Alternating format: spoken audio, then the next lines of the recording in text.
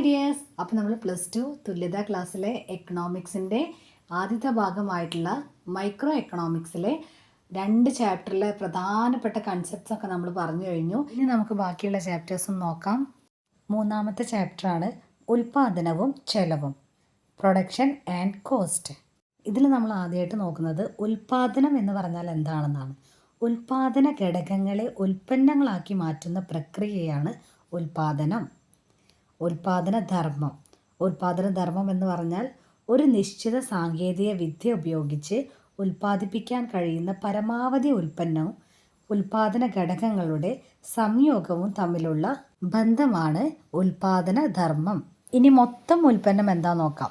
ഉൽപ്പാദന ഘടകങ്ങളെ ഒരു നിശ്ചിത അളവിൽ ഉപയോഗപ്പെടുത്തുമ്പോൾ ലഭിക്കുന്ന ആകെ ഉൽപ്പന്നമാണ് മൊത്തം ഉൽപ്പന്നം എന്ന് പറയുന്നത്. ഉൽപ്പാദന ഘടകങ്ങളെ ഒരു നിശ്ചിത അളവിൽ ഉപയോഗപ്പെടുത്തുമ്പോൾ ലഭിക്കുന്ന ആകെ ഉൽപ്പന്നമാണ് എന്ത് പറയുന്നത്, മൊത്ത ഉൽപ്പന്നം എന്ന് പറയുന്നത്. ഇനി സീമാന്ത ഉൽപ്പന്നം എന്ന് പറഞ്ഞാൽ എന്താ നോക്കാം.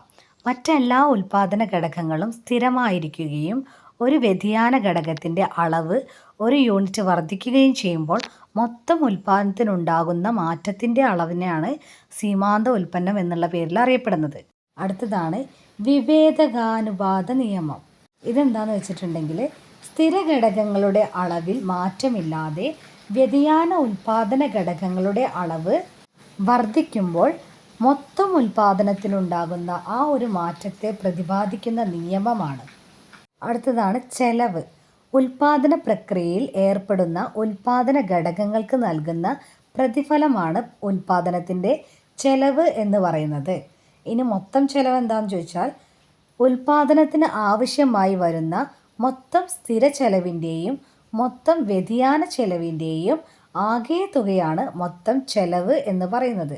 ഇനി മൊത്തം വ്യതിയാന ചെലവ് എന്ന് പറഞ്ഞാൽ ഹ്രസ്വകാലയളവിൽ ഉൽപ്പന്നത്തിൻ്റെ അളവിനനുസരിച്ച് മാറ്റം വരുന്ന ചെലവുകളാണ് വ്യതിയാന ചെലവുകൾ.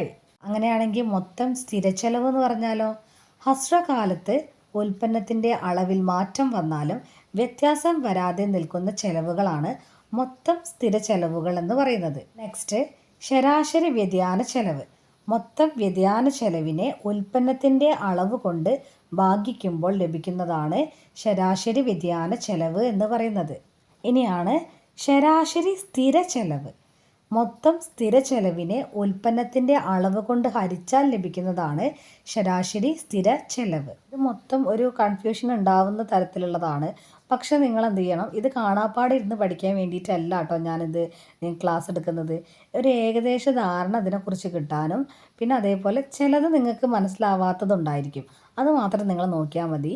പിന്നെ നിങ്ങൾക്ക് വേണം എന്ന് തോന്നുന്നത് മാത്രം നിങ്ങൾ പഠിച്ചു വെക്കുക, ബാക്കിയുള്ളത് നിങ്ങളിങ്ങനെ കേട്ട് പോയാൽ മതിയേ. അപ്പോൾ ഈ മൂന്നാമത്തെ ചാപ്റ്ററിൽ വരുന്നത് ഇമ്പോർട്ടൻ്റ് ആയിട്ടുള്ള കൺസെപ്റ്റ് എന്ന് പറയുന്നത് ഇതൊക്കെയാണ്.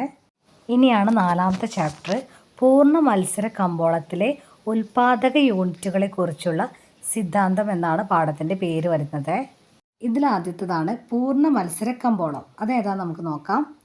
ഡിമാൻഡ് സപ്ലൈ ശക്തികളാൽ വില നിർണ്ണയിക്കപ്പെടുന്നതും ധാരാളം വിൽക്കുന്നവരും വാങ്ങുന്നവരുമുള്ളതും ഏകാത്മക സാധനങ്ങൾ ഉൽപ്പാദിപ്പിക്കപ്പെടുന്നതുമായ കമ്പോള വ്യവസ്ഥയെയാണ് പൂർണ്ണ മത്സര കമ്പോളം എന്ന് പറയുന്നത്. അതായത് വില നിർണ്ണയിക്കാൻ ഒരാൾക്കും കഴിയാത്തതും ഒരേ തരം ഉൽപ്പന്നമുള്ളതുമായിട്ടുള്ള മത്സരമാണ് പൂർണ്ണ മത്സര കമ്പോളം എന്ന് പറയുന്നത്. അടുത്തതാണ് സപ്ലൈ വക്രം. സപ്ലൈ വക്രം എന്ന് പറഞ്ഞിട്ടുണ്ടെങ്കിൽ ഒരു ഉൽപ്പാദന യൂണിറ്റ് വിവിധ വിലകളിൽ ഉൽപ്പാദിപ്പിച്ച് വിൽക്കാൻ തയ്യാറാക്കുന്ന സാധനത്തിൻ്റെ അളവിനെ സൂചിപ്പിക്കുന്ന ഗ്രാഫിനെയാണ് സപ്ലൈ വക്രം എന്ന പേരിൽ പറയുന്നത്. നെക്സ്റ്റ്, കമ്പോള സപ്ലൈ. ഓരോ ഉൽപ്പാദകനും സപ്ലൈ ചെയ്യാൻ കൊണ്ടുവരുന്ന സപ്ലൈയുടെ ആകെ അളവുകളെ കമ്പോള സപ്ലൈ എന്ന പേരിലാണ് അറിയപ്പെടുന്നത്. ഇനിയാണ് സപ്ലൈയുടെ വില ഇലാസ്തികത. സപ്ലൈയുടെ വില ഇലാസ്തികത എന്ന് പറഞ്ഞിട്ടുണ്ടെങ്കിൽ ഒരു സാധനത്തിൻ്റെ വിലയിലുണ്ടാകുന്ന മാറ്റത്തിനനുസരിച്ച് അതിൻ്റെ സപ്ലൈയിലുണ്ടാകുന്ന പ്രതികരണം, അതിനെയാണ് നമ്മൾ സപ്ലൈയുടെ വില ഇലാസ്തികത എന്നുള്ള പേരിൽ അറിയപ്പെടുന്നത്. ഇതൊക്കെയാണ് നാലാമത്തെ ചാപ്റ്ററിൽ ഏറ്റവും ഇമ്പോർട്ടൻ്റ് ആയിട്ടുള്ള ചില ആശയങ്ങൾ എന്ന് പറയുന്നത്. അടുത്തൊരു വീഡിയോയിൽ ഇതിൻ്റെ ബാക്കി ചാപ്റ്ററുകളിലെ ഏറ്റവും ഇമ്പോർട്ടൻ്റ് ആയിട്ടുള്ള കോൺസെപ്റ്റുകളെ കുറിച്ചിട്ട് നമുക്ക് ചർച്ച ചെയ്യാം.